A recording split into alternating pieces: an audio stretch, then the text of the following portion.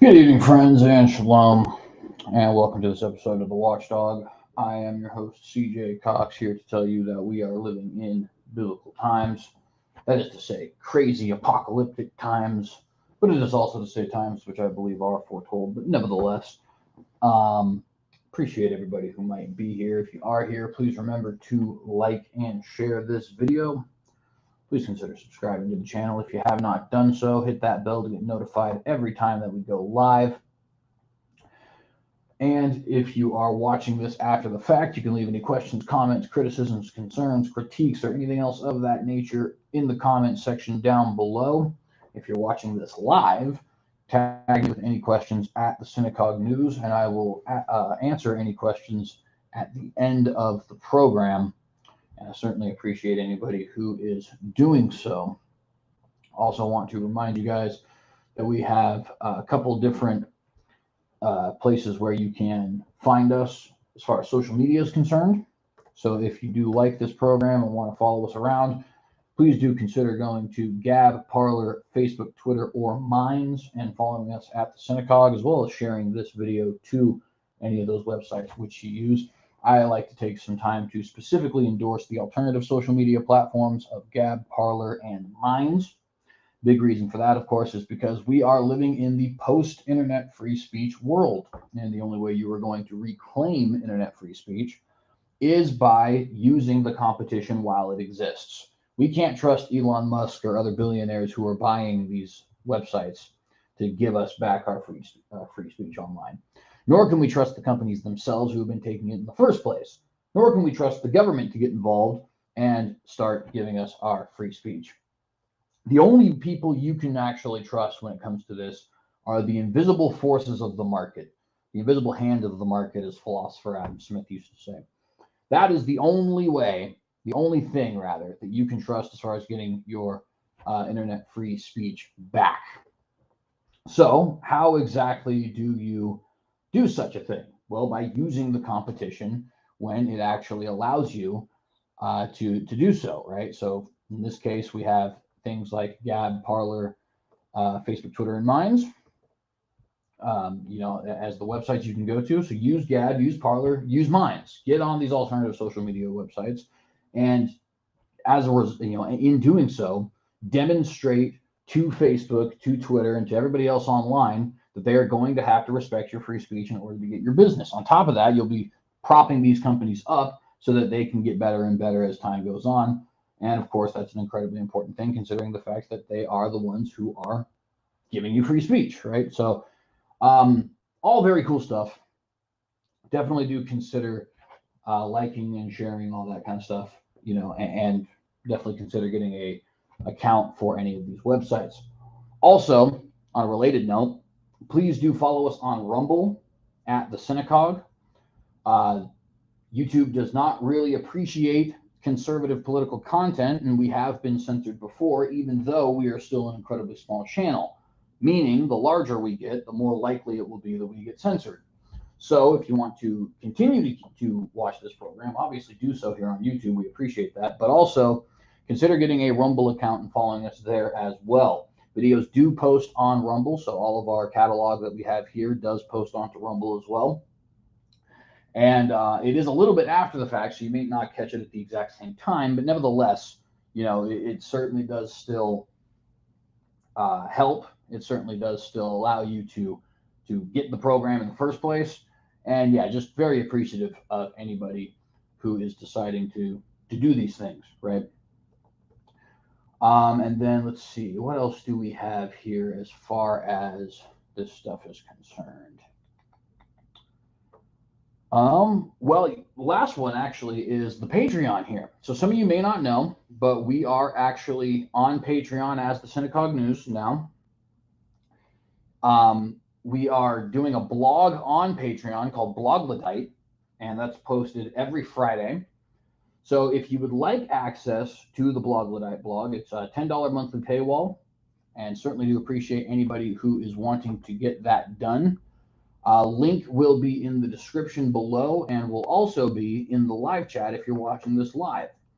That allows us to post on more general things like economics and political philosophy, certain political issues, political candidates, stuff like that. Also allows us to talk about some things that may not be topical at the moment, like say we want to talk about abortion, but there's nothing about abortion in the news, or say we want to talk about some massive political event that took place 13 years ago, or what have you, right? And so on and so forth. So Blog Diet, again, is posted every Friday. We only have one entry so far because it's fairly new, but nevertheless, if you would like to subscribe to the blog and get exclusive access to that blog, again, it is $10 monthly, and that is through the Patreon, at least for the time being, until we are able to do the website and put it behind the paywall on the website. Certainly appreciate anybody who is doing that also.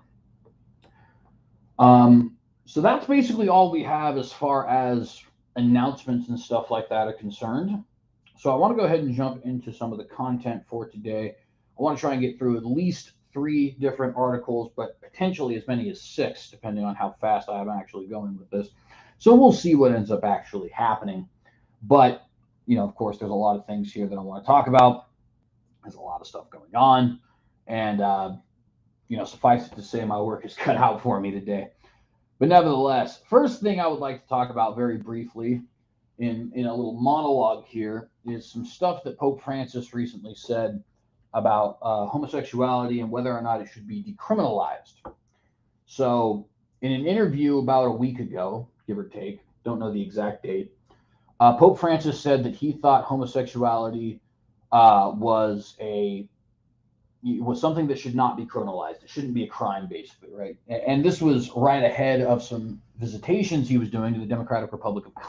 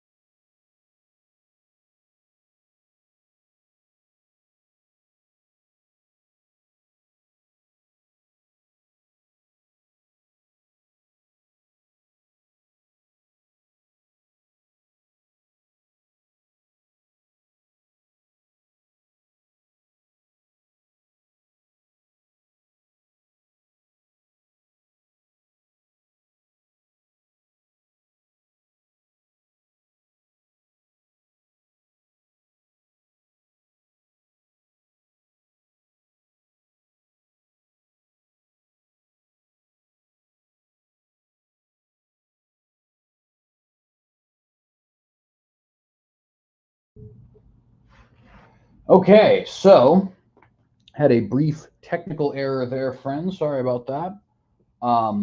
Wasn't the internet this time, actually. It was the microphone itself, just not actually being plugged in. But nevertheless, our brother Nicholas Whitmer let me know about that, so I apologize for that, friends. So to reiterate what I was saying, And we'll cut that out. So if you're watching this after the fact and you have no idea what I'm talking about and have no idea why I'm repeating myself, it's because my mic went down for a minute. But anyways, so what I was saying is Pope Francis has recently said that he thought homosexuality should not be considered a crime. And he did this ahead of a visit he was taking, or a visit he was embarking on, I guess, to the Democratic Republic of Congo and South Sudan, right? Now, in both of these countries, I know for a fact it is legal to be homosexual in South Sudan, or to participate in homosexual acts, to be more clear. I don't know if the DRC, if it's actually illegal or if it's just simply not recognized as legitimate, the same way it was before Bergefeld v. Hodges in various states here in America. But nevertheless, ahead of this, ahead of these visits, he was saying that it should not be illegal.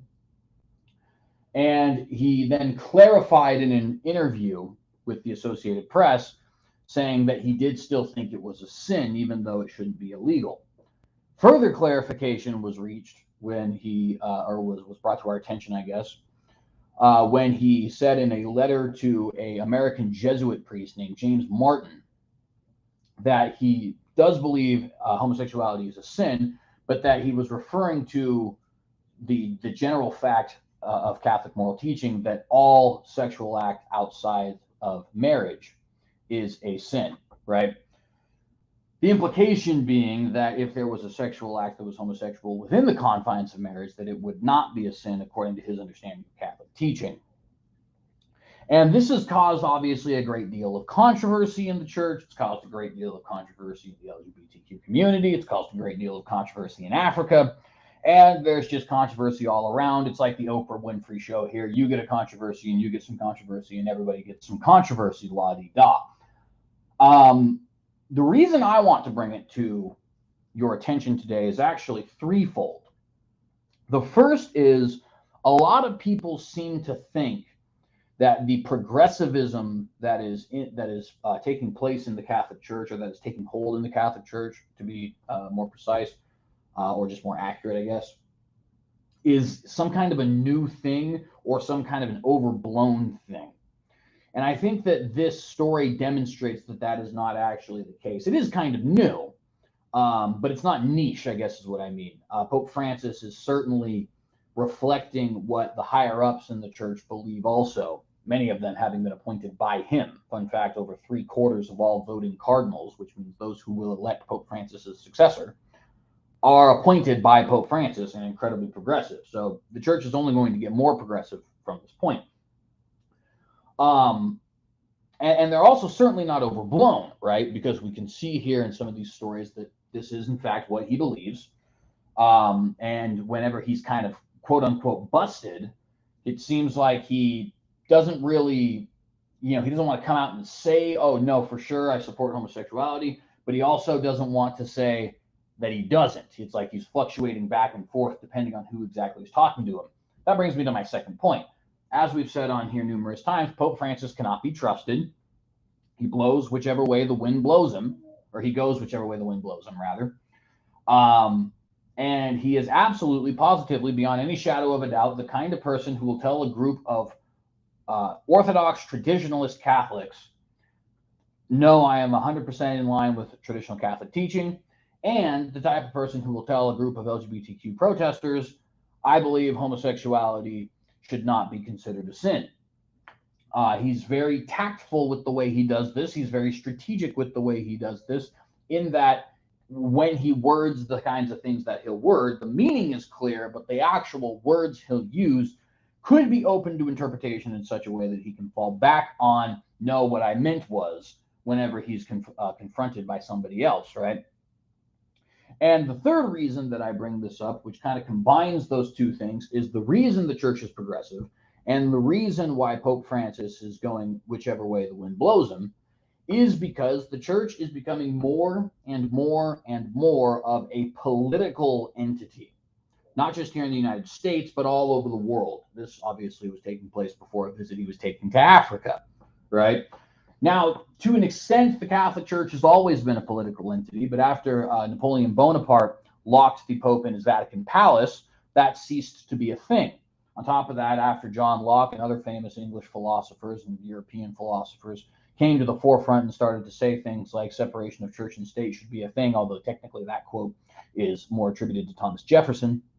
But nevertheless, they started to set up this belief that you should have freedom of religion, that the state and the church should be separated, in that one does not step on the heels of the other, and so on and so forth, right?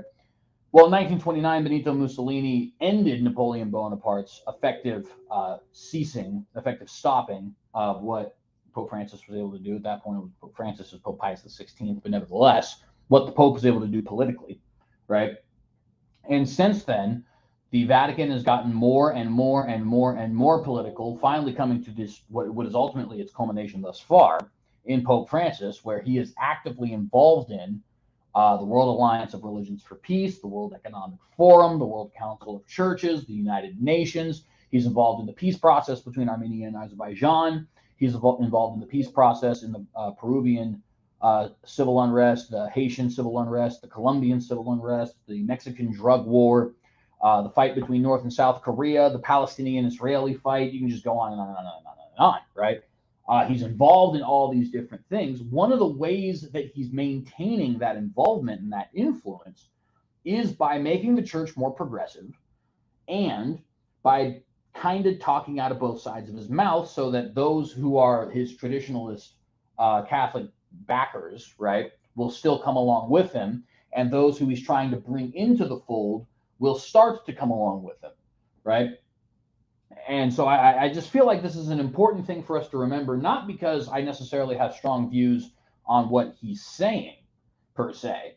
I'm obviously not a Catholic, so I could care less whether or not the Catholic Church thinks that homosexuality should be criminalized. But nevertheless, I think it's important for us to recognize the church is becoming more and more and more and more political by the day. And their influence in the political sphere is growing by the day. And it's growing in countries all over the world by the day. And that is exactly what Pope Francis intends to do. It's not a mistake that this is happening. And this is why you start having stories cropping up like the ones that we're currently discussing with you, right? Also, just for the record, I do happen to agree homosexuality should not be a crime, even though I obviously don't agree with it.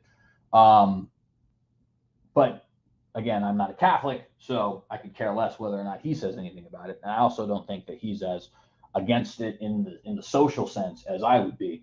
In fact, I'm 100% positive he's not. I should say 99. I guess I don't know the intentions of his heart. But nevertheless, that is my little opening monologue today, and let's go ahead and get right into some of the other things we want to talk about. So, the first thing I would like to talk about today is the Haitian crisis. Many of you may not know that there is a Haitian crisis, but indeed, the Caribbean nation of Haiti is experiencing a crisis. And so this little, banner, I guess, here, what you don't know about Haiti, this is the segment of our show where we are going to talk about what is going on in Haiti. The UN wants to get involved in Haiti because of how bad it's gotten. The United States of America potentially is going to put boots on the ground in Haiti.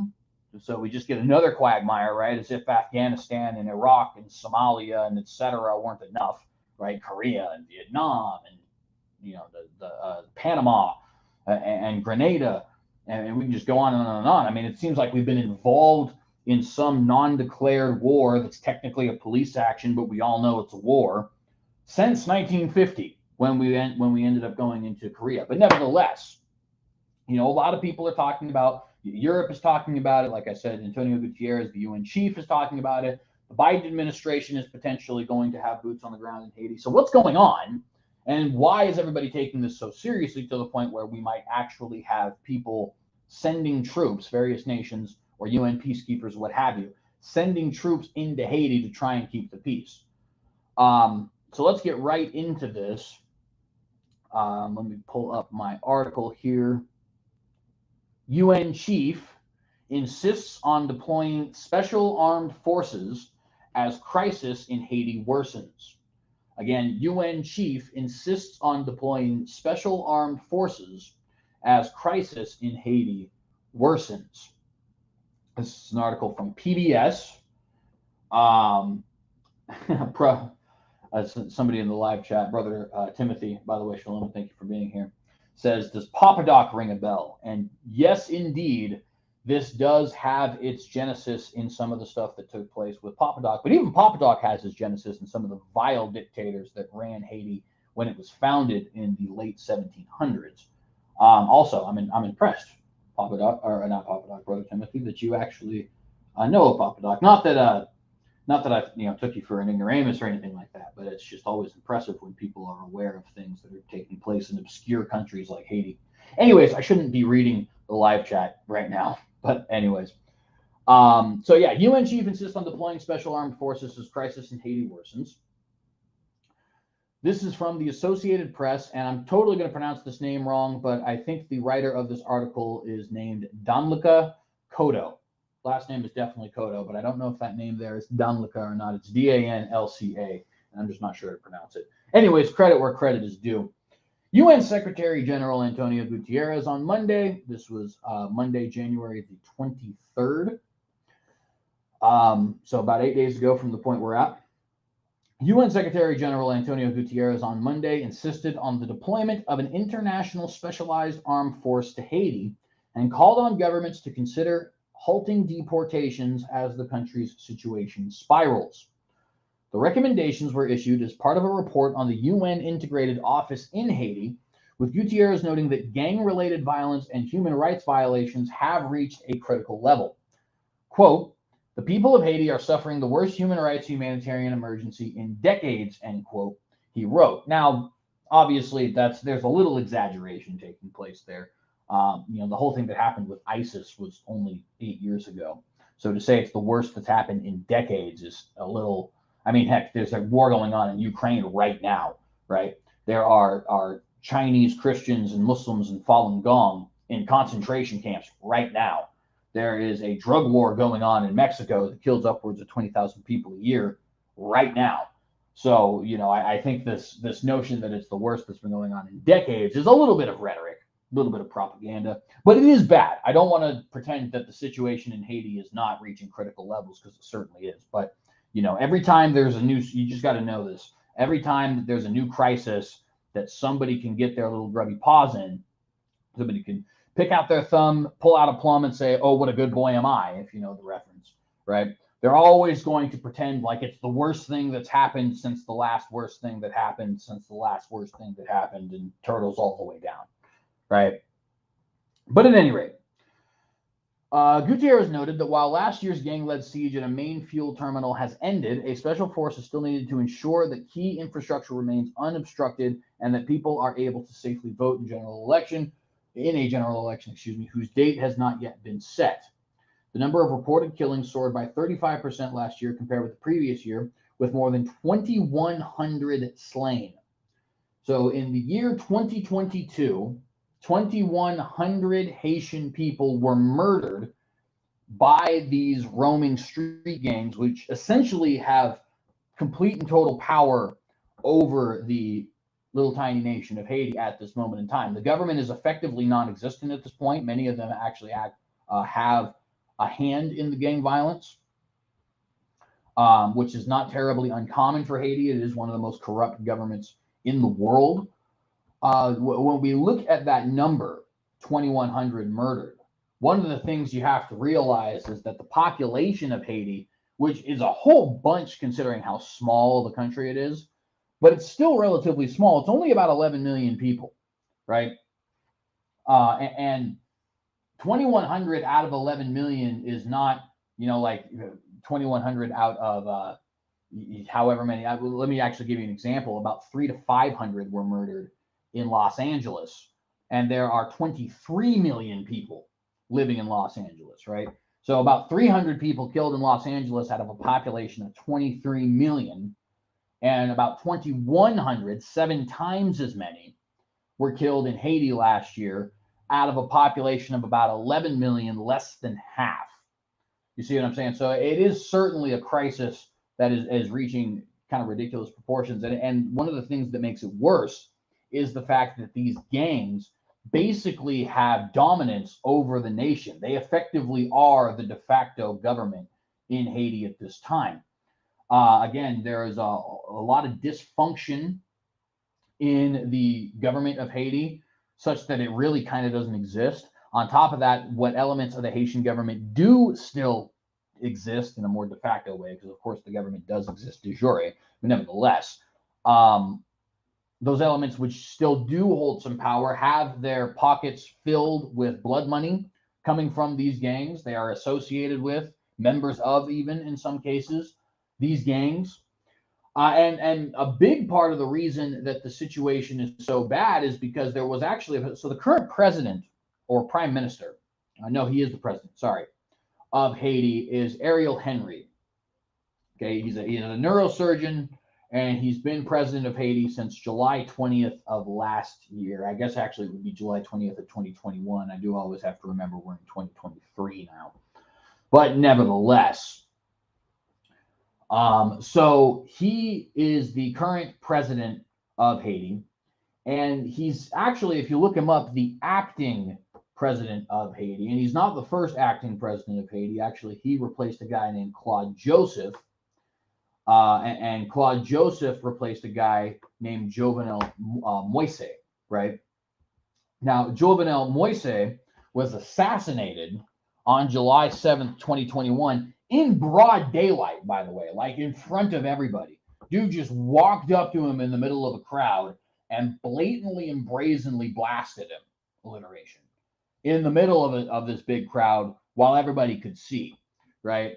And that has been a sort of a kickoff for this recent surge in violence and gang-related domination of the country that has caused, I think, a significant amount of the problems, although really Haitian problems could go all the way back. I mean, the country really gets no break, right? It started with the most violent slave revolution probably in the Western Hemisphere.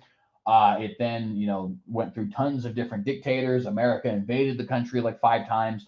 Obviously, there was the Haitian earthquake back in 2010, and now the assassination of this president back in 2021. The country really does not catch a break, but nevertheless, you can see like the genesis of these recent problems, at least the most direct genesis, I should say, stemming back from this situation that took place with the assassination of Moise. Nevertheless, the number of reported killings, like I said, soared from 35% last year compared with the previous year, with more than 2,100 slain out of the population of 11 million. In addition, kidnappings more than doubled last year, with more than 1,350 victims. Again, that is 1,350 victims of kidnapping to go along with the 2,100 slain out of a population of 11 million. And so you can see just how bad the situation really is in Haiti at this moment. In fact, I'm going to go ahead and pull out my calculator here for a moment. I'd like to see what the percentage of the population is in that slain. So let's see. It's about 0.1% of the population killed in 1 year. It sounds like a very small number, but note that the majority of civilized countries in the world do not have anywhere near that high of a murder rate. So it is a lot bigger deal than the statistics would initially suggest, but I just wanted to know for interest's sake.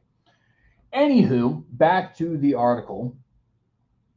Meanwhile, Haiti's national police is underfunded and under-resourced, with some 9,700 active duty officers in a country of more than 11 million people. Quote, there are also allegations that a significant number of national police may be associated with gangs, end quote, Gutierrez said. And of course, I've already been saying this, but nevertheless, they're going to repeat it because it is part of the situation.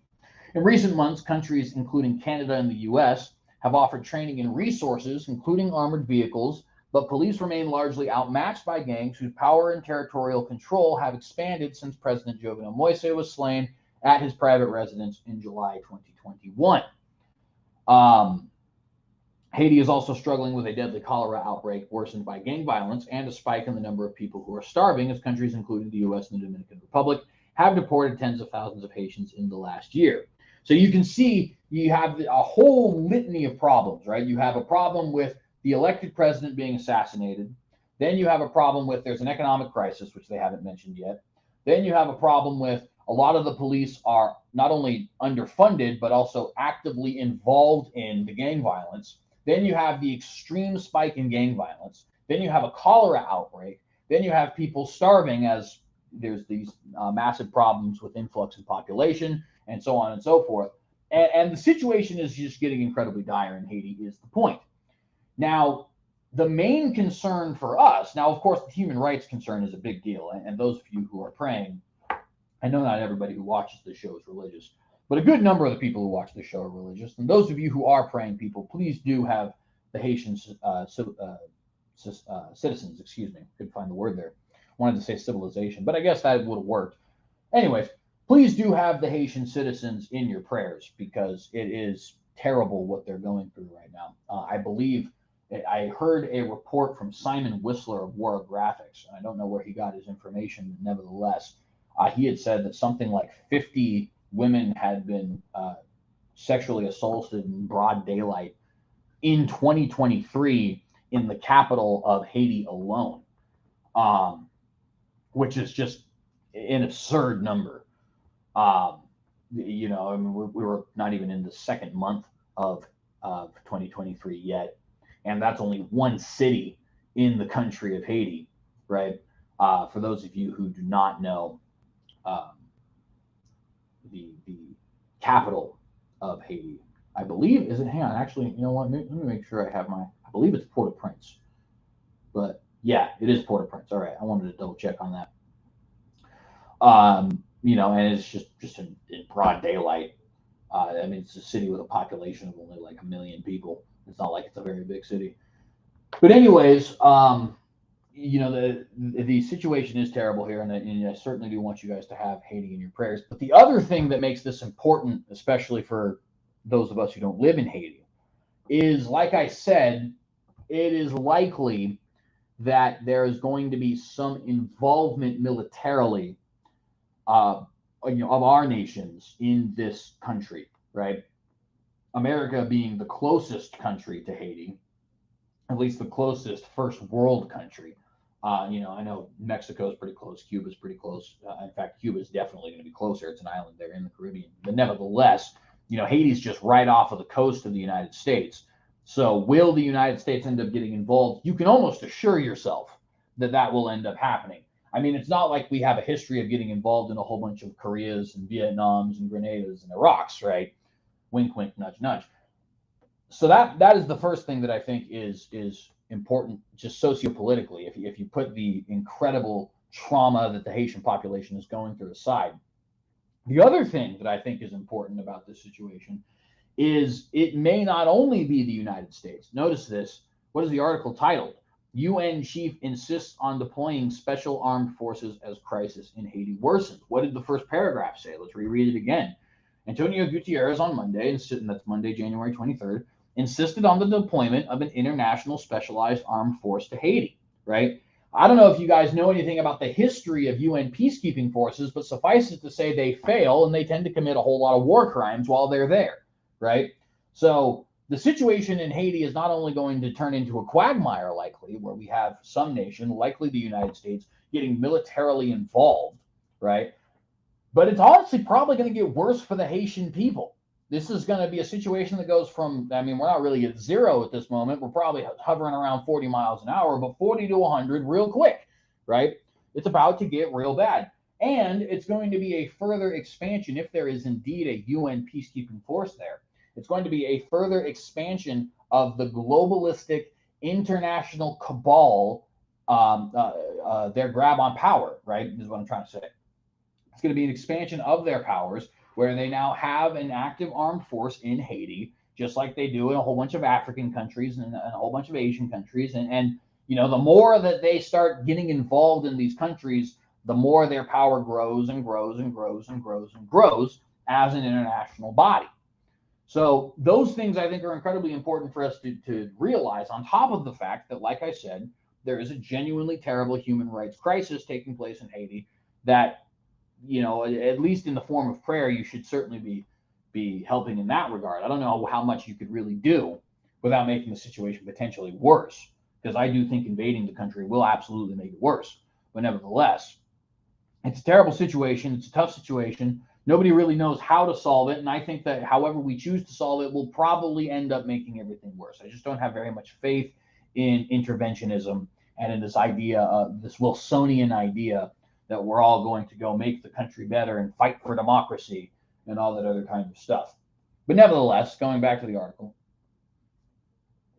in recent months, I already read that part. Haiti also, I already read that part also. Wow. The report was released the day before the UN Security Council was scheduled to meet and talk about Haiti. We'll talk more about what exactly they said in that meeting last Tuesday, this Thursday, but we have a whole bunch of stuff to get to today, so we're not going to talk about it today. Late last year, the Council imposed sanctions on individuals and groups that threatened peace in Haiti, including a powerful gang leader, but it did not vote on the deployment of armed forces as requested by Haiti's top officials in October, which is another monkey wrench thrown into the whole situation. Haiti itself is actually requesting that armed forces be sent, foreign armed forces be sent into its streets to try and keep the peace. Now, is that going to happen? Like I said, I think it probably will. I think it'll end up being the United States that spearheads it, because it always is. And, I think it's going to make everything worse. Just like it made everything worse in Iraq. It made everything worse in Mexico. It made everything worse in Vietnam. It made everything worse in Afghanistan. It made everything worse in Somalia. Invading countries does not make them more peaceful. I don't know actually I do know, it was Woodrow Wilson, but who thought this was a good idea, right? But it's not. It's a terrible idea. It gets thousands and thousands and thousands of people killed. It gets our troops killed, even though they don't want to be there. It's not fighting for our defense, right? It destroys the economy further. And you know what ultimately ends up happening every time? What happened after Korea? They split, and the family of, I think it was Kim Jong-il was the first one. He might have been the second one, the father of Kim Jong-un. I'm not 100% sure. But the Kim Jong family just essentially turned themselves into a cult and convinced all of North Korea to hate America. What happened in Vietnam? The communists won. What happened in Iraq? ISIS became a powerful nation. What happened in Afghanistan? The Taliban, who we got rid of, ended up coming back, but this time stronger than ever and with American weapons, right? It never works. It has not worked one single solitary time in the history of these great United States of America. It is not going to work when we do the same thing for Haiti, okay? And believe me, there is a very high likelihood that we do the same thing to Haiti. I'm not going to guarantee it or anything like that, because I obviously don't know the future.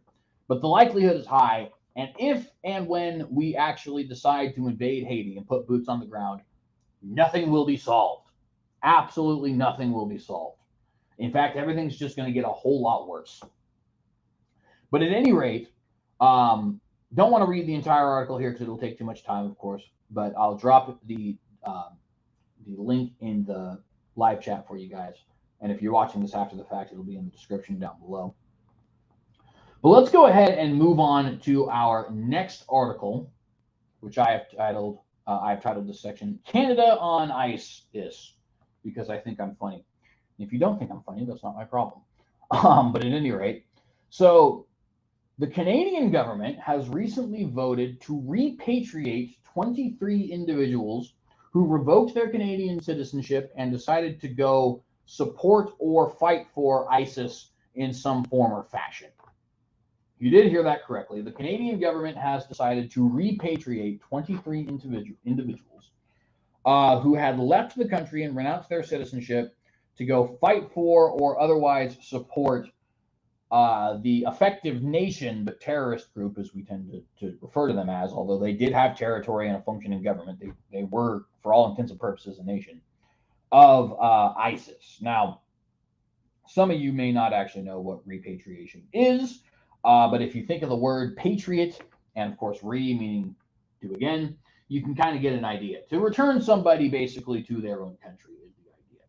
So they're going to return these people back to Canada as Canadian citizens, even though they had renounced their citizenship and decided to fight for the Islamic State in the Levant, otherwise known as the Islamic State in Syria and Iraq. And let's go ahead and read about that now. This article is from Al Jazeera. Canada says it will repatriate 23 of its citizens from Syria And the writer of this article, let's see,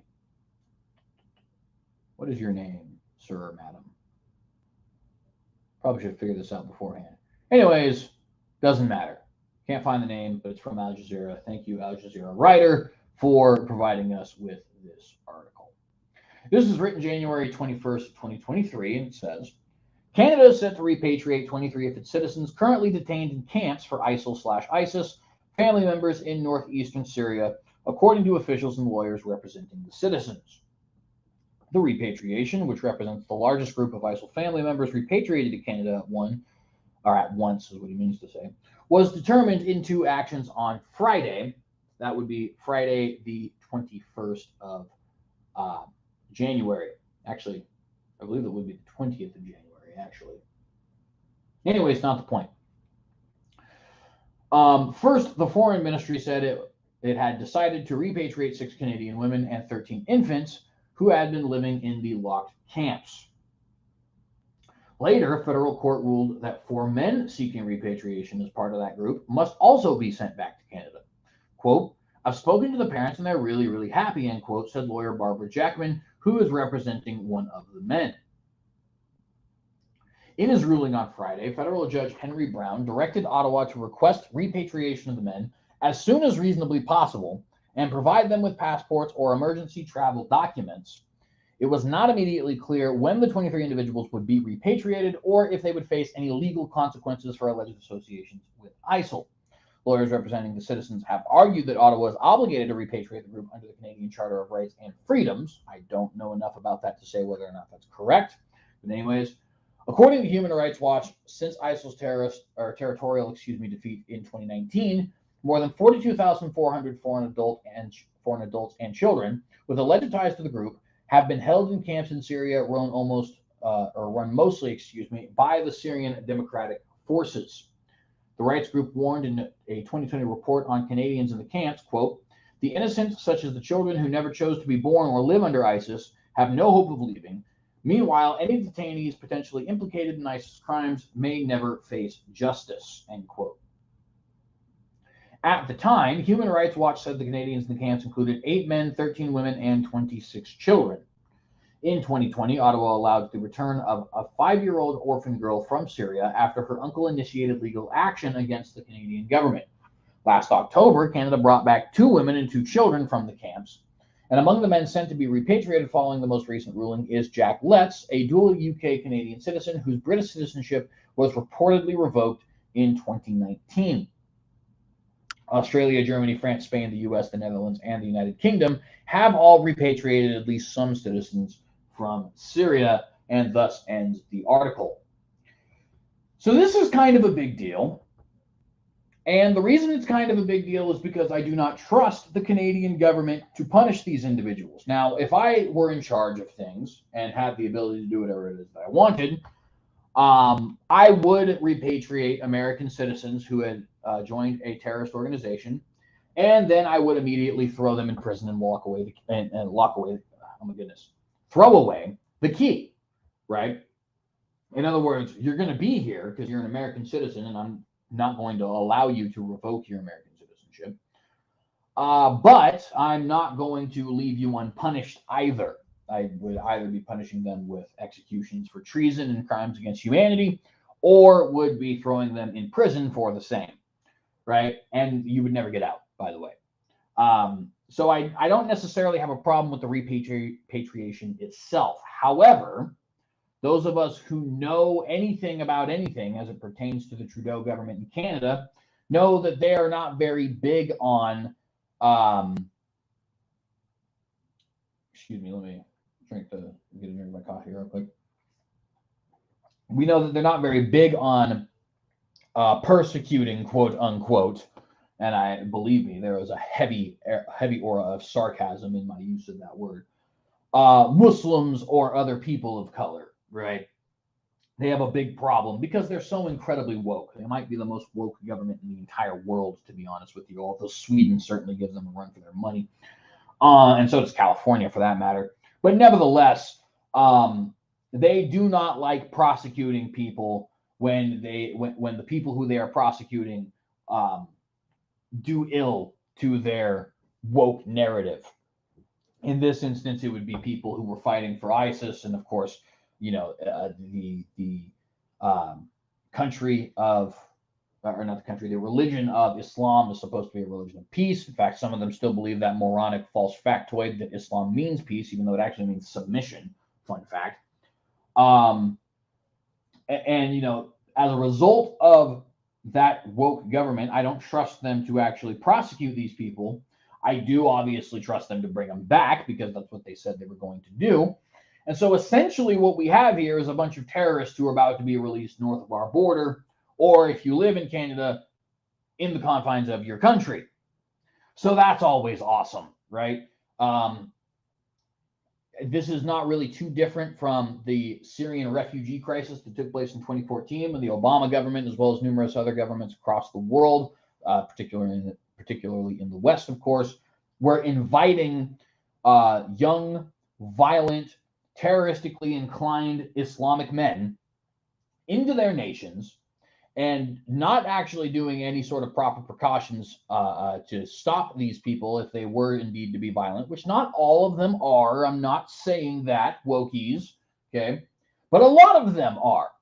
I mean, the religion of Islam teaches you that it's okay to molest women who don't wear a hijab, that it's okay to beat women, see Surah 434, that it's okay to fight non-believers wherever you find them, see Surah 929, and so many other instances in the Quran and the Hadith do they say that it's okay to commit acts of egregious violence. In fact, one of the most egregious things that you'll see, which is found in Sahih al-Bukhari, is this notion that at the end of days, the Muslims are going to attack all the Jews, and the Jews are going to hide behind trees and rocks, and the trees and the rocks are going to say, Muslim, Muslim, there's a Jew behind me, come and slay him, right? So they're deeply anti-Semitic, they're deeply misogynistic, they're deeply sectarian.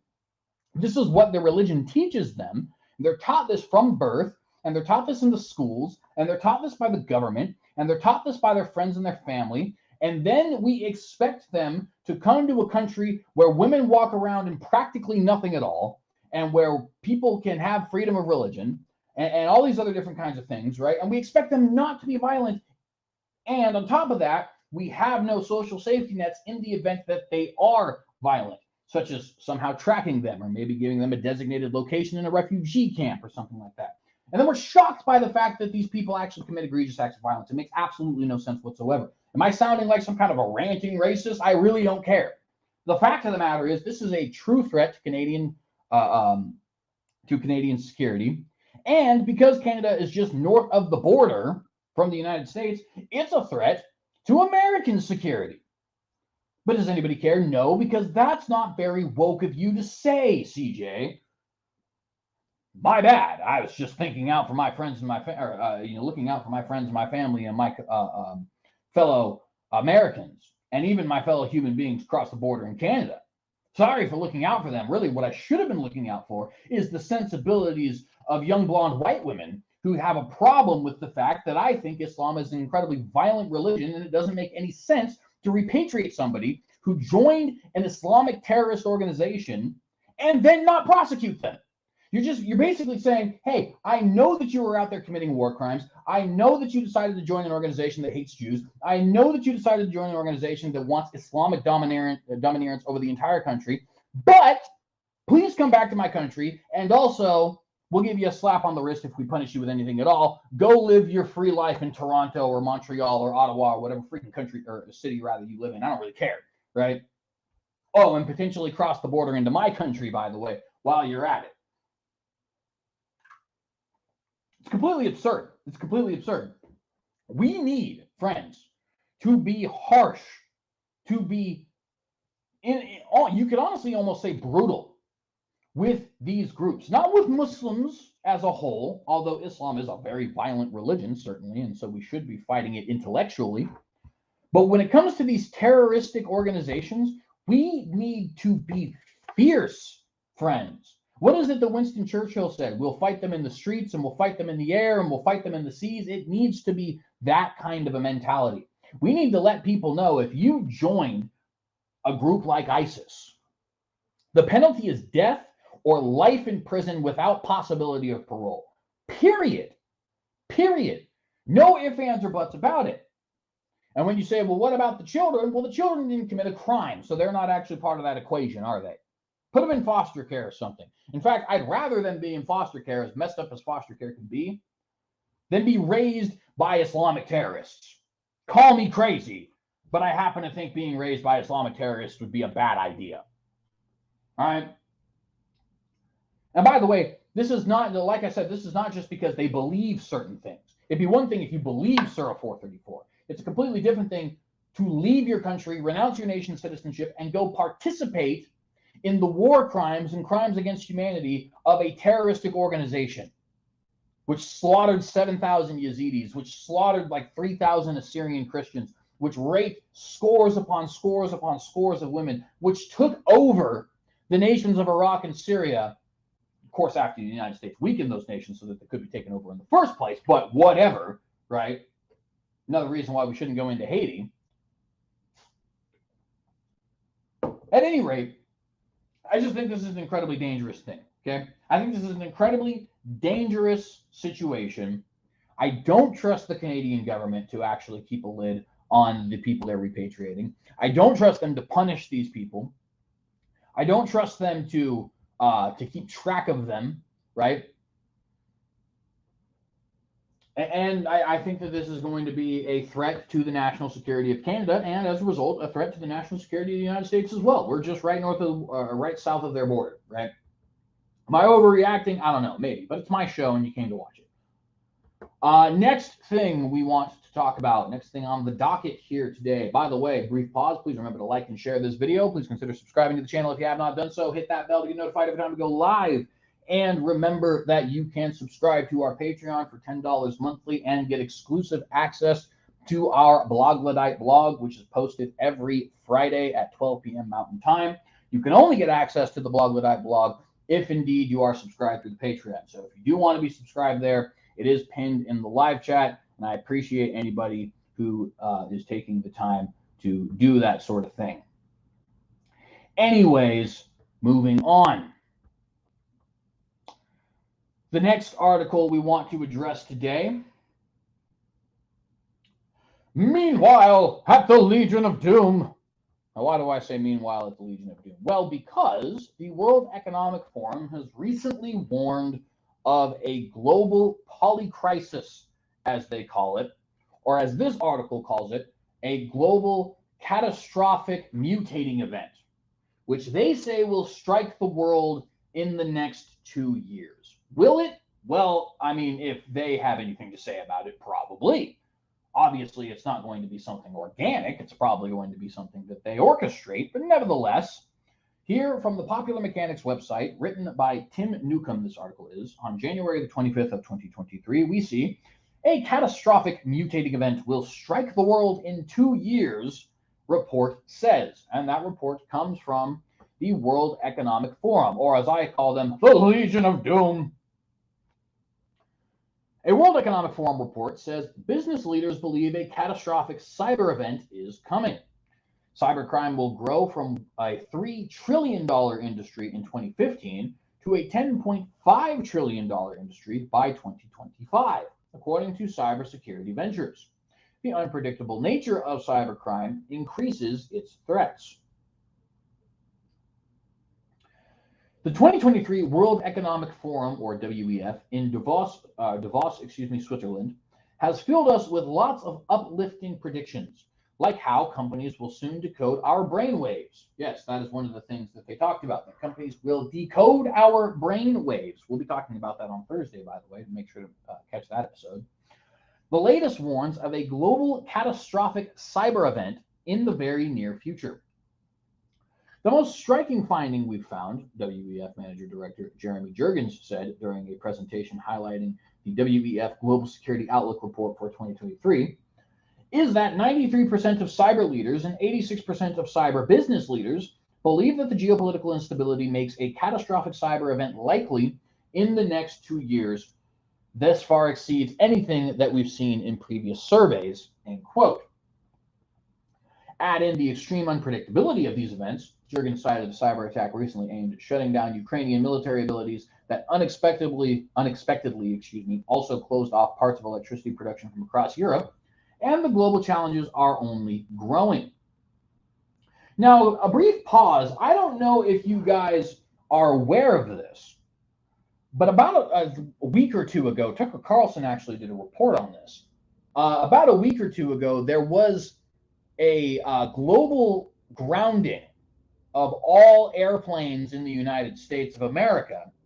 And according to the Secretary of Transportation, Pete Buttigieg, the reason for this global grounding order, or national grounding order, rather, not international, it was just national across our country. Basically, all planes to be grounded, none flying in the air, was because they said a glitch in the technology we use for communication between air towers and airplanes, right?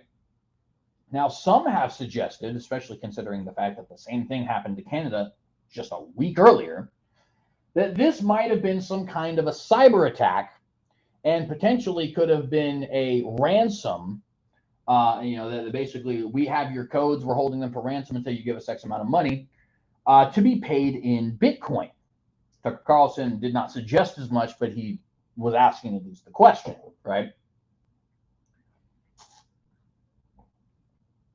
Did the WEF have anything to do with that? I don't know. I don't think so, to be honest. But nevertheless, somebody had something to do with it. And the government, rather than actually doing anything about it, does seem to have paid the ransom of however many millions or billions of Bitcoin dollars, or dollars in Bitcoin, rather, that the people were asking for, right? So it is true that this is a genuine threat. And it's also true that somebody is testing this threat out. They've already tested it on European countries. They've already tested it on Canada. They've already tested it on the United States of America. Quote, "This is a global threat," end quote, Jürgen Stock, Secretary General of Interpol, said during the presentation. Quote, "It calls for a global response and enhanced and coordinated action," end quote. He said the increased profits that the multiple bad actors reap from cybercrime should encourage world leaders to work together to make it a priority as they face new sophisticated tools. Notice that, work together. How are you going to do that? Well, probably via, some international cabal like the United Nations or the World Council of Churches, or, what do you know? The World Economic Forum happens to meet that description. One country that recently saw a massive cyber attack, Albania, is now working with larger allies in warding off the criminals, serving as a laboratory of sorts for folks to realize what is coming. Edi Rama, Albania's prime minister, spoke during the presentation, saying that the growth of the cybercrime industry from $3 trillion in 2015 to an expected $10.5 trillion in 2025, Rama says during the presentation, means that if cybercrime was a state, it would be the third largest global economy after the US and China, which is a weird way of looking at it, I guess, but nevertheless, I'm sure you could say that about a lot of different markets. That means the crime coming could truly be catastrophic. Rama cited the global response to COVID-19 and said a cyber attack could be much more substantial. I'm going to say that again. Rama cited the global response to COVID-19 and said a cyber attack could be much more substantial. In other words, the situation with this cyber attack could be even worse than what happened with COVID-19, and therefore it would require even more international globalistic meddling on the part of groups like the WEF and the United Nations and etc. Read between the lines, friends. Read between the lines. Quote, "Let's imagine an exponential multitude of viruses that mutate every day exponentially while not threatening our body, but the bodies we live in, our organizations, our countries, our systems. Then, it could be just apocalypse. It's about viruses that can not only block our way of living, but can control it and deviate it," end quote. And that's the end of the article. So, the WEF is predicting a cyber crisis. They call it a polycrisis. They didn't use that word in this article, but other articles do use the phrase polycrisis, which means multiple crises at once, all stemming from some global cyber attack that I guess is going to take place in the next 2 years, so they say. And there's one of two possibilities here. Either A, they're saying this because they are, in fact, going to engineer some kind of a cyber attack polycrisis within the next 2 years, which you should be forewarned of. Or B, they're going to use the looming threat of a potential polycrisis cyber attack to expand their powers to greater and greater and greater ends, right? Now, remember, the World Economic Forum is the same group that is behind the quote-unquote Great Reset, right? This is why I refer to them as the Legion of Doom. By the way, fun fact, one of the backers of the World Economic Forum is Pope Francis. Are you shocked? Well, you shouldn't be. Anyways,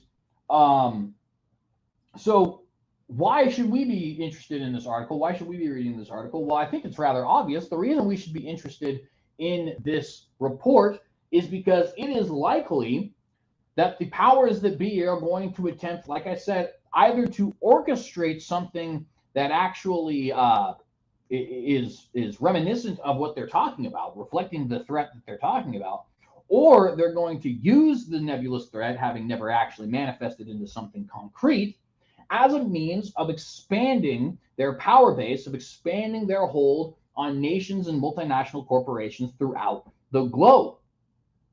This is the kind of stuff that I think we can safely say is coming. And we know that this is the way they operate because this is how they operated previously. Remember what happened with COVID-19? We had tons of people like the United Nations, like the World Health Organization, like Bill Gates, like the World Economic Forum, talking about there's gonna be a global pandemic. There's gonna be a global pandemic. We need to get vaccines out all over the globe. We need to have greater international cooperation, so on and so forth. They were saying it and saying it and saying it some more. And then what do you know?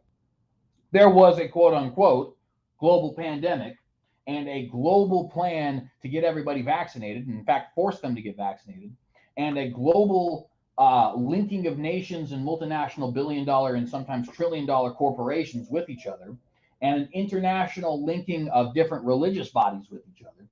And of course, the power base of the elites grew substantially in 2020 and since. Is that going to happen again? Well, they're talking about it. So yeah, probably it's going to happen again. And in this instance, it's going to be some great polycrisis, as they call it, some great cyber attack that I think absolutely will be engineered from the top down, or the threat of it will be used as justification to do a whole bunch of not only unconstitutional things, but just outright evil things in general, all across the globe, thus strengthening the power base of these multinational globalistic cabals, which are currently attempting to run our lives, but thus far have been unsuccessful in doing so, though that certainly depends on where you live. So should we expect some new great crisis before or by 2025 that involves a cyber attack? I think yes. I think you should start preparing for it now. How do you prepare for it now? Well, I got a couple different plans. I would buy weapons. I would buy bullets. I would buy seeds. I would learn how to farm. I would learn how to hunt. I would learn how to fish. I would learn how to camp, chop wood, go out and get better at archery, get better at shooting a rifle, so on and so forth. Stockpile the kinds of things that would help you if indeed either the global economy went kaput, or there was some sort of a international cell that made it impossible for you to live on grid, right? And I know people are going to say, oh, this guy's you're just being crazy. But here's the thing, guys. We all lived through 2020. It was only 3 years ago, right? And everybody thought that the conspiracy theorists were crazy in 2019, but then 2020 happened, and now you all know it was right. And for the record, a lot of other things have happened since then, like the recent elections in the last 3 years, or Elon Musk's buying of Twitter and the release of the Twitter files, which we've never actually covered on this channel, but potentially should, so on and so forth. So it's coming. You should be prepared for it. It is negligent for you not to be prepared for it. Perhaps you don't have the ability to get,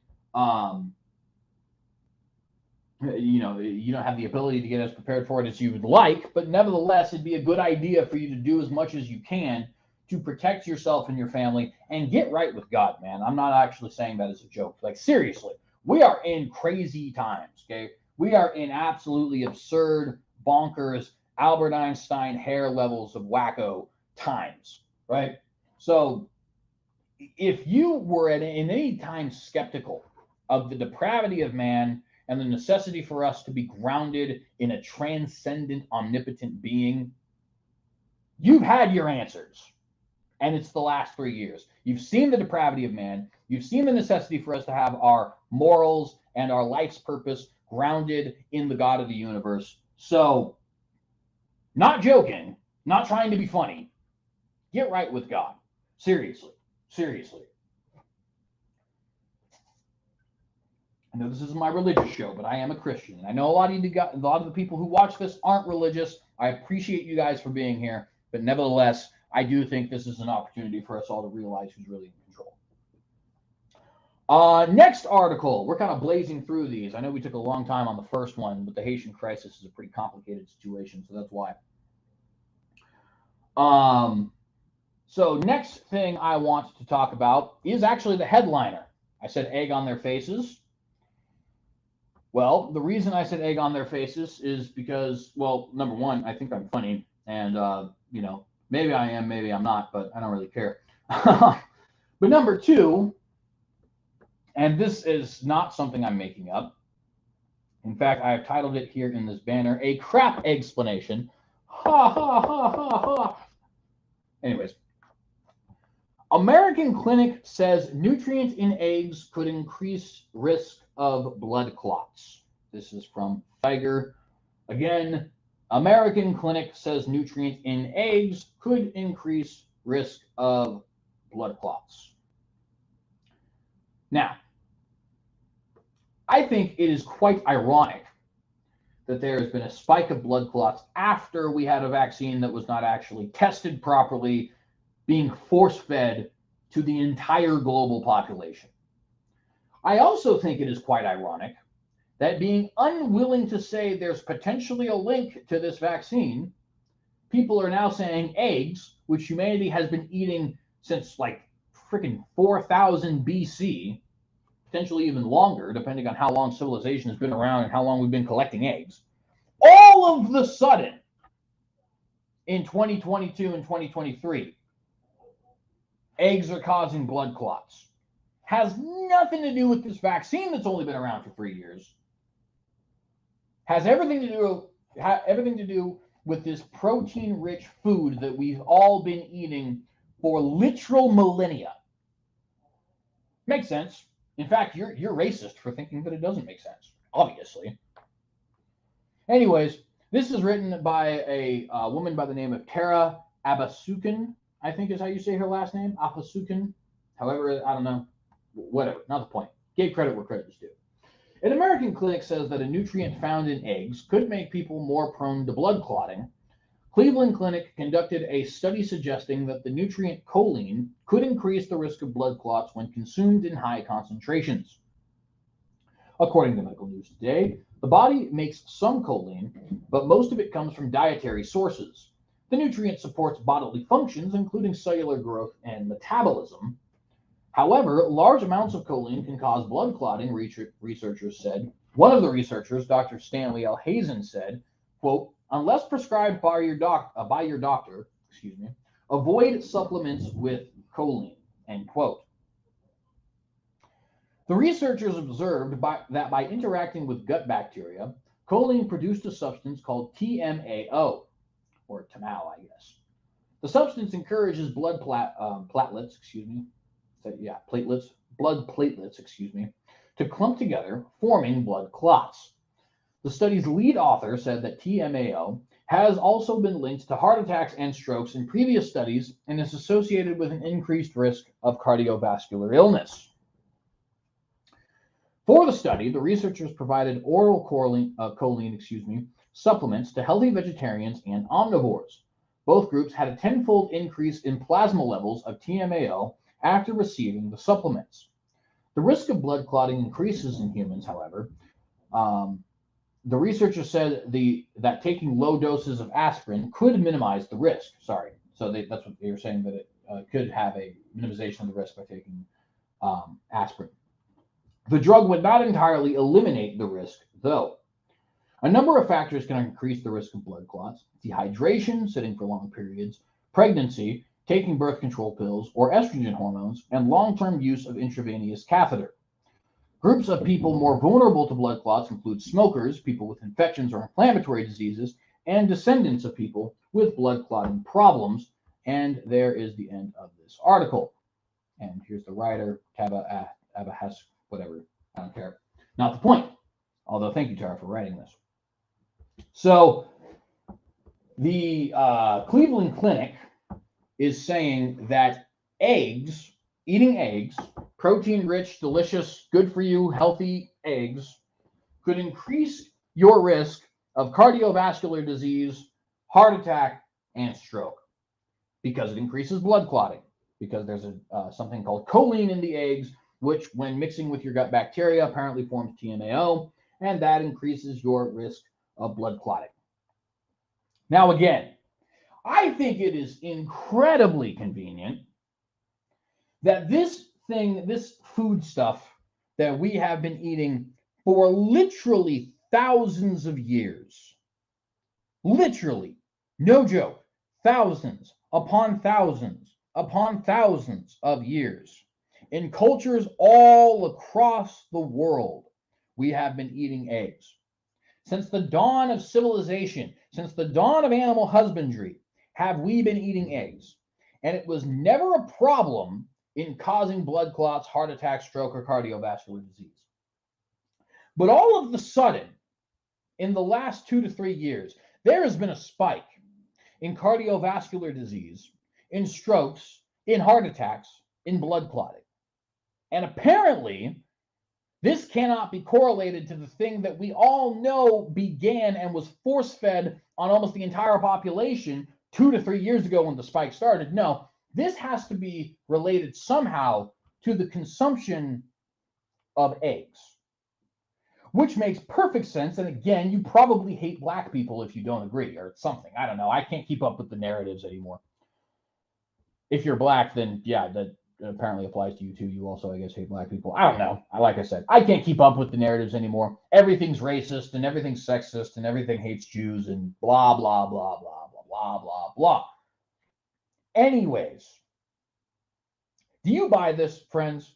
I don't buy this. I do not buy this at all.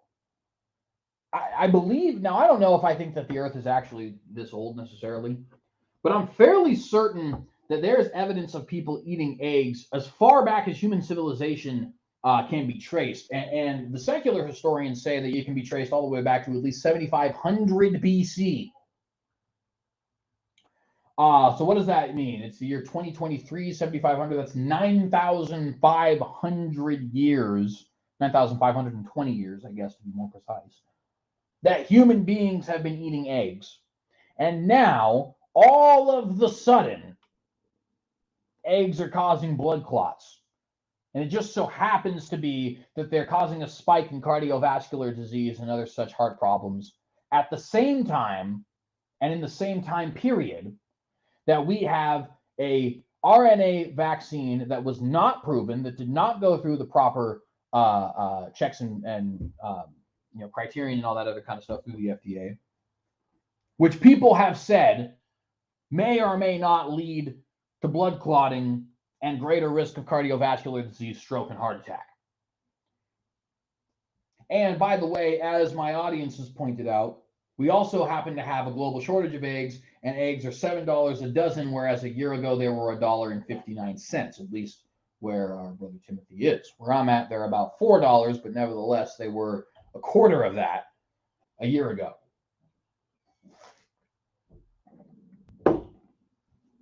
Are you buying this? I'm not buying this. I am not buying this. I'm going to need to see some real good evidence that this food stuff that we've been eating for 9,500 years is all of the sudden a problem, and that this isn't in fact somehow related to the Bang Bang. Which, by the way, call me a kook, but I think it's related to the Bang Bang. I guess I've already said the word vax, so I can't really trick the algorithm at this point.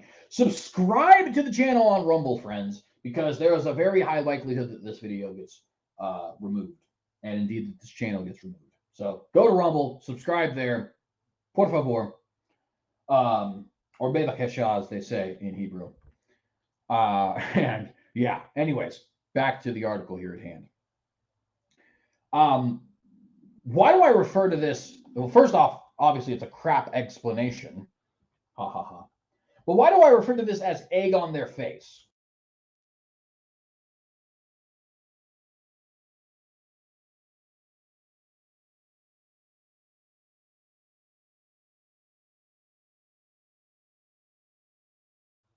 Sorry. Why do I call this?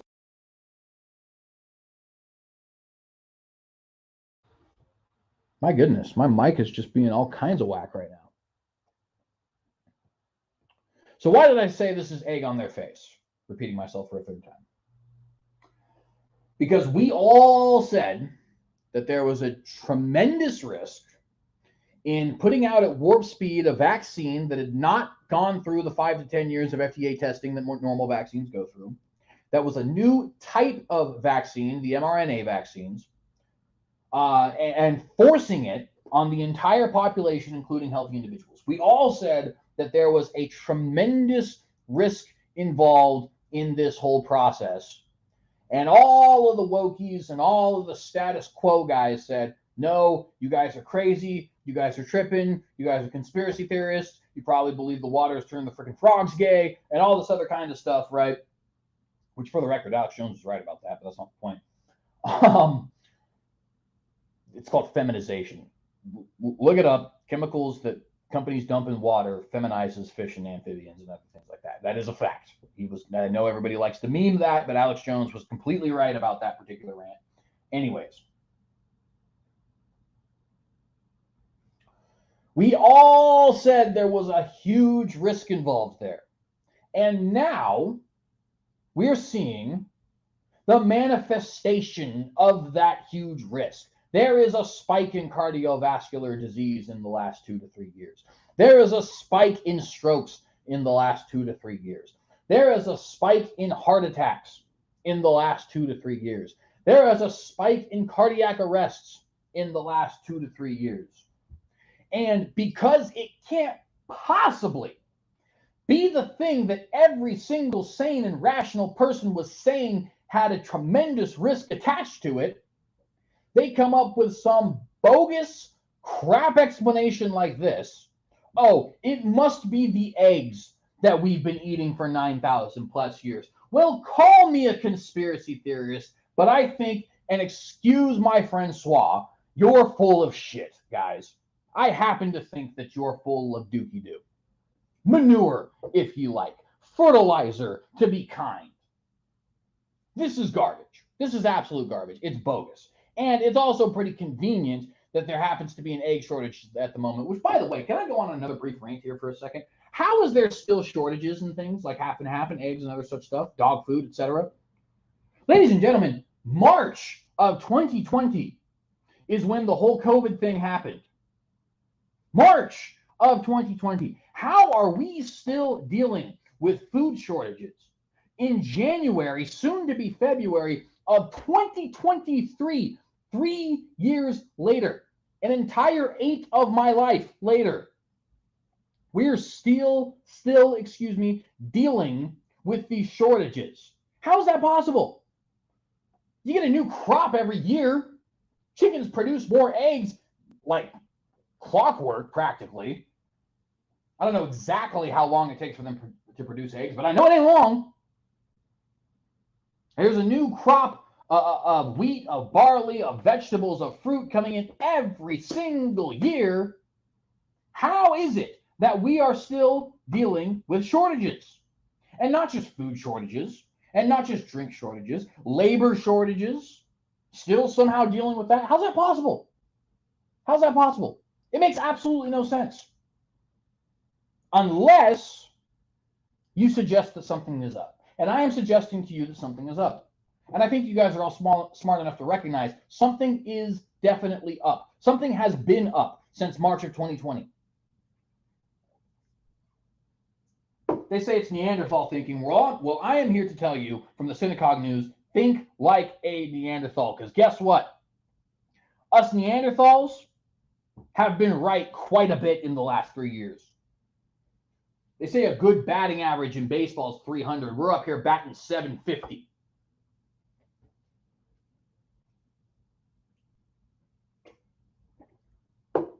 But anyways, the article here is not talking about the shortages. I just wanted to get that out there. How is it possible? Moving on, because we still have a couple more things to talk about. I'm in a ranty mood today. I hope you guys don't mind. Ex-gay man is charged with sharing the fact that he is an ex-gay man. It's a real story. I'm not kidding. So, a gentleman recently shared his testimony, not in the United States, but nevertheless, shared his testimony that he was, as he put it, converted, I guess, from homosexuality. This is from CBN News. Ex-gay man faces charges for sharing his testimony about finding freedom in Christ. This is written by Steve Warren, and it is yet another attack on Christianity and on people's ability and right to worship freely as their conscience dictates. Let's go ahead and read. A Christian charity worker is facing criminal charges, yes, criminal charges, for allegedly promoting conversion practices in his own country during an online interview about how he chose to leave his former homosexual lifestyle after finding salvation in Jesus Christ. The Christian Legal Center reports, or CLC, reports it is representing Matthew Gretsch, who faces up to 5 months in prison and almost $5,500 in fines if convicted. I'm going to say that again. He faces, for saying that he left his former homosexual lifestyle, he faces 5 months in prison and $5,500 in fines. People want to say this is not an attack on religious liberty. Well, I present to you Exhibit A. The faith-based nonprofit law firm called Gretsch's case, quote, the first ever prosecution for conversion practices in Malta, which is the country he lives in, end quote, of course. His trial is scheduled. His trial is scheduled for February the 3rd at the Court of Magistrates in Valletta, along with the host of a local free speech media outlet, PM News Malta. His crime? He shared his testimony online. Gretsch is a trustee of Core Issues Trust, which works closely with the International Federation for Therapeutic and Counseling Choice and X Out Loud. His legal problems began after he told his ex-gay testimony during an online interview that was advertised on Facebook. During the media interview, he shared his story about his childhood and the confusion he had experienced when it came to his own sexuality and relationships. He spoke about how, as an adult, he had been involved in homosexual relationships before becoming a Christian, which changed his life dramatically. And praise the Lord for that. Gretsch spoke about how he does not agree with the term conversion therapy and said that the deeper he went into his Christian faith and exploring the Bible, the more, quote, I understood that in the Bible, homosexuality is not an identity as we make it nowadays, and neither is it a feeling, but a practice, end quote. Quote, this means that no matter what sexual feeling a man or a woman is experiencing, if they have sexual relations with a person of the same sex, they commit the homosexual act in God's eyes, and that is a sin, end quote, he explained. Quote, just like every other sin, one can repent from it and ask God for forgiveness and ask him for strength to overcome. I'm talking here from a Christian perspective, end quote.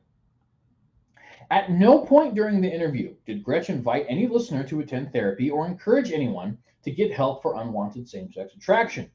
This is backed up by a transcript from P News Malta. After the interview, police pressed criminal charges against him for allegedly advertising conversion practices.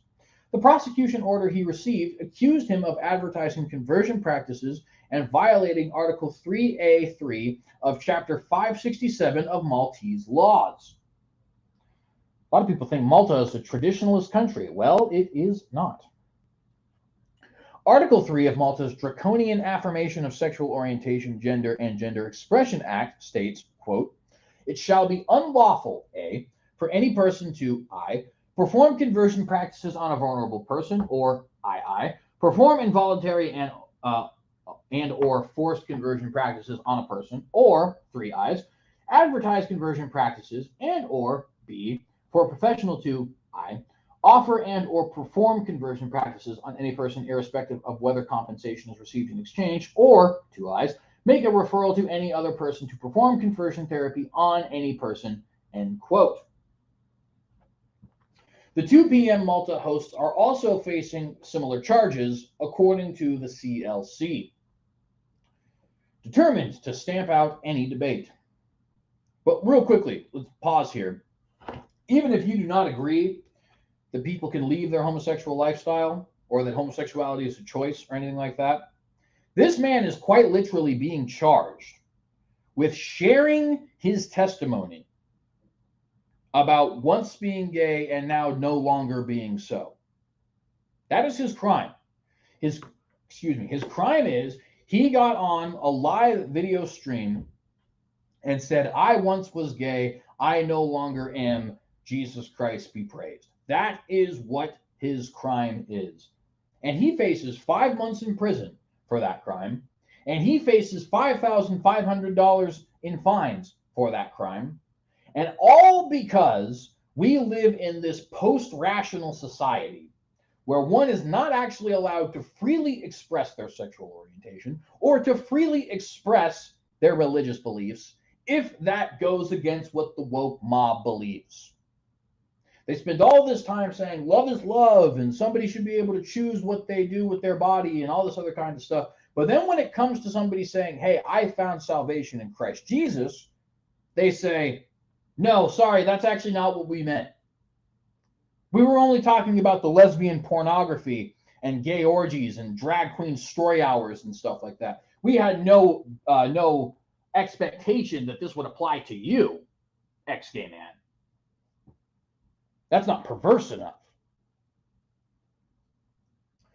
Gretsch believes he is being targeted by members of the Malta gay rights movement who think that Christian beliefs on marriage and human identity and any debate surrounding LGBT lifestyle should be treated as a criminal offense. By the way, friends, coming soon to a state in America near you.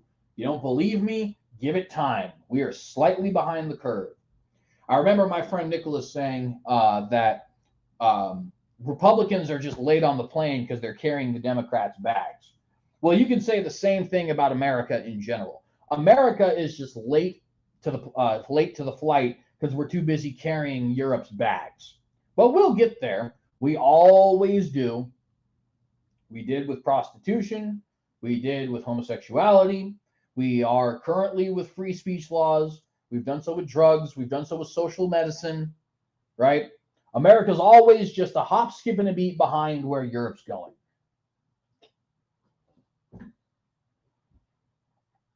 Darn it, I'm out of coffee. Anywho, the 33-year-old who has never been involved with the police said, quote, I was shocked when the police called me out of the blue and said they were summoning me for an interrogation. The outlet I appeared on is a very small and emerging free speech platform in Malta, and I didn't think it would be treated so seriously by the Malta gay rights movement to the extent that I could be criminalized for telling my Christian testimony, end quote, Gretsch said. Quote, it shows how determined they are to stamp out any debate or voice on these issues. I was worried for myself and what my family would think, as nothing like this has happened to me before. I am determined, however, to raise awareness on the danger and harm that conversion therapy bans are and will cause, not just to churches and society in Malta, but all around the world, end quote, he explained. And I wonder if it would be possible for me to get an interview with Mr. Gretsch. That'd be awesome.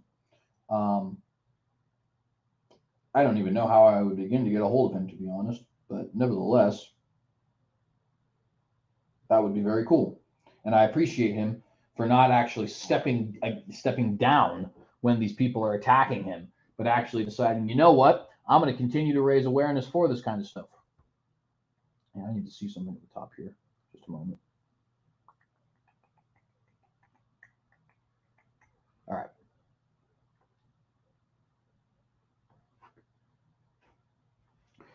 Back to the article at hand. I am committed to sharing, quote, I am committing to share, oh my goodness, can't even talk. I am committed to to keep sharing my testimony because I don't want other men and women to go through what I went through in my upbringing and adolescence. I don't want them to be victims of unwanted sexual feelings. I don't want them to be robbed of the biblical side of the story around sex, sexuality, and marriage. I don't want the masses to believe born gay cannot change and allow that to go unchallenged, end quote, he said. This man is a warrior, by the way. I don't want to cause anybody to feel bad about themselves, but what are you doing, man? This dude is a legend right here. Straight up. Quote, I am committed to, I just read that. Quote, the conversion therapy ban is creating an ideological domino effect. The lobbies and gay rights movement behind them take a single moral viewpoint around human sexuality and enforce it on the entire population. It causes legal confusion and it discourages journalists from exploring the other side of the story, end quote, Gretsch continued. Freedom of the press on the line. CLC attorneys say the freedom of the press in Malta is on the line, that anyone who wants help for unwanted same-sex attraction, which is a protected characteristic, will be suppressed and driven underground.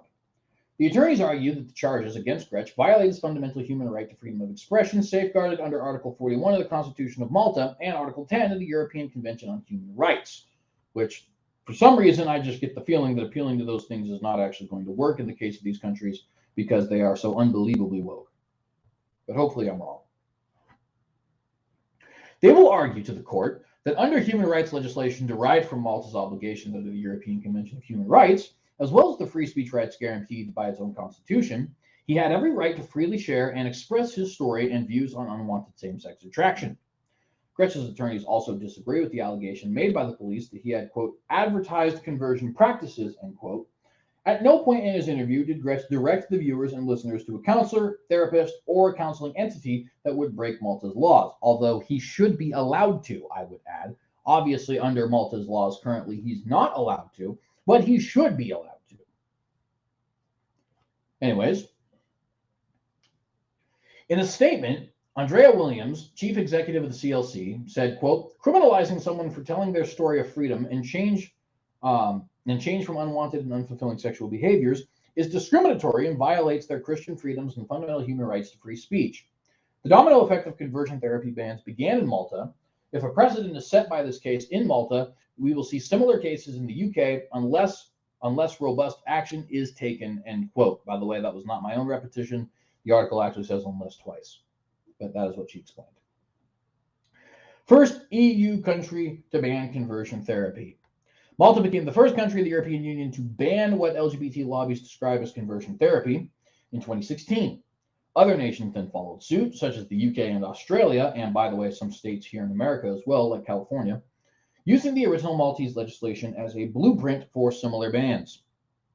In the US, a total of 25 states, as well as the District of Columbia, that's Washington, D.C., and Puerto Rico, and 100 municipalities, that would be cities or towns, have banned the practice of conversion therapy on minors, specifically on minors, though, not in total. Since facing prosecution, Gretsch has warned that something similar, quote, will soon be happening in the UK and other countries across the world, end quote. And I don't think that Gretsch is a prophet, but I do think that he is seeing the future. He's looking into the crystal ball, if you will. And he's absolutely, positively, beyond any shadow of a doubt, right about what he is saying. This is a very, very dangerous thing, friends.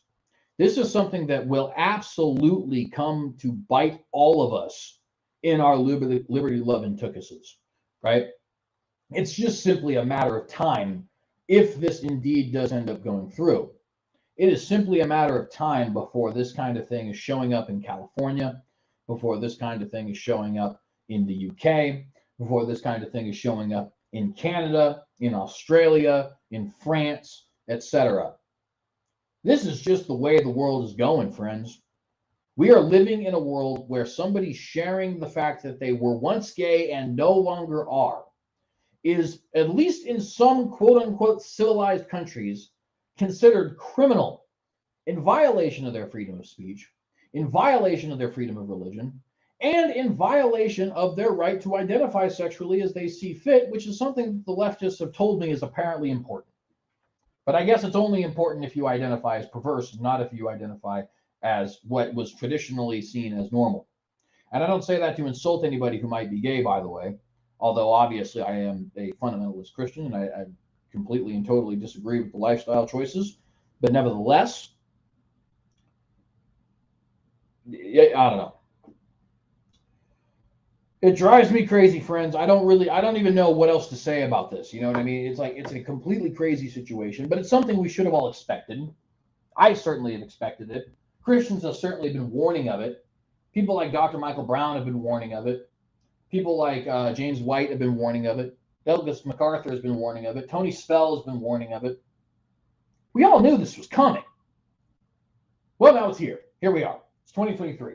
We are no longer looking to the future. We are now living in the present. And the present is here. And it's wrapped under the tree in a nice demonic bow.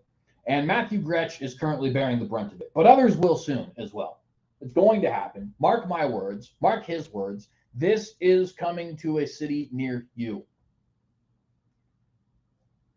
And all we can say now is, Mr. Gretsch, we support you. We will be praying for you. We hope to God that this ends up going in a positive direction for you. But of course, will it? Nobody knows except God. And the leftists will certainly like to make sure that that is indeed not the case. Anyways, friends, we are going to go ahead and get out of here. We're at about 1 hour and 36 minutes. If you liked this, 1 second, I got sneezed. Woo! If you liked this program, please remember to like and share this video, and please consider subscribing to the channel if you have not done so. Hit this bell to get notified every time that we go live. Also, remember that you can leave any questions, comments, criticisms, or concerns in the comment section down below. Please remember to follow us on various social media platforms. We are on Gab, Parler, Facebook, Twitter, and Minds at the tag The Synagogue. Please remember to go on to Rumble and follow us on Rumble, as we will eventually be banned from YouTube. It's only a matter of time. And remember, if you are interested in getting more Synagogue News content, we do have a blog that we post exclusively to Patreon. It is $10 monthly if you would like to access that blog. We post once every Friday at 12 p.m. Mountain Time on various political, social, and economic topics. And anybody who's interested in subscribing to the Blog Luddite blog, I definitely appreciate you. And I hope that it will be money well spent. But anyways, friends, we're going to go ahead and get out of here. This has been the Watchdog with the Synagogue News. I am your host, CJ Cox. Want to remind you guys, of course, tagline we have here at the Synagogue News is think like a Neanderthal, but also be watchdogs, be vigilant, and ask yourselves the question, in the face of Armageddon, will you compromise